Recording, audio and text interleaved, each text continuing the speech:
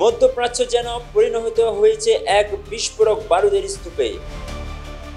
Iran ইসরায়েলের চলমান সংঘাতে যুক্ত হতে পারে আরও মুসলিম শক্তি। আর এবার সামনে এসেছে পারমাণবিক হুমকি।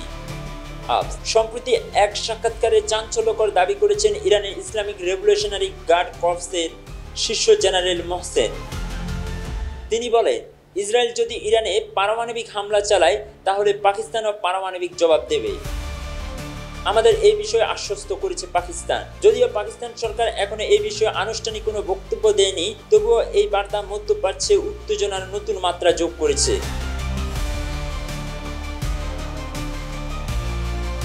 গত কয়েকদিনে ইসরায়েলের হামলায় প্রাণ গেছে 2 শতাধিক ইরানের, যাদের মধ্যে আছেন শীর্ষ সেনা কর্মকর্তা ও পরমাণু বিজ্ঞানীরাও।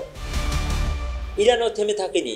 পাল্টা হামলায় তেল আবিব সহ বিভিন্ন শহরে বেজেছে বিমান হামলার সাইরেন। কেঁপে উঠেছে সারা দেশ। এমন উত্তপ্ত মুহূর্তে শুধু পাকিস্তান নয়, কাতারও প্রকাশ্যে ইরানের পাশে দাঁড়িয়েছে। আর পাকিস্তান বলছে মুসলিম বিশ্বকে এখন এক হতে হবে ইসরায়েলের আগ্রাসনের বিরুদ্ধে। বিশ্লেষকদের মতে এই অবস্থায় যদি পরিস্থিতি আরও খারাপ হয়, তাহলে ইসরায়েল পাকিস্তানের সরাসরি সংঘাত আর শুধু জল্পনা থাকবে না।